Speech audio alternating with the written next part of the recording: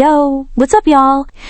If you're rockin' Apple Music, there's this dope new feature called Automix, and it's now live on all your Apple gear as long as you've updated to the latest OS.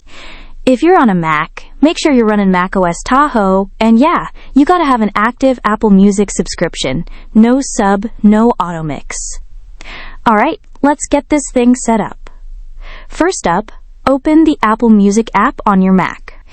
Then hit the music menu at the top left of your screen and click Settings. Now click on the Playback tab at the top. Scroll to Song Transitions, check that box. Then from the drop-down, pick Automix as your transition style. Once you've done that, hit OK to lock it in. Cool, now go back to Apple Music, play any album or playlist. Click that little player list icon next to the song player. Boom, you'll see the Automix option right there. Click it, and now your songs will mix together DJ style without you lifting a finger. And that's it. Automix is now running. Sit back and vibe to those seamless track transitions. Hope this quick guide helped you out.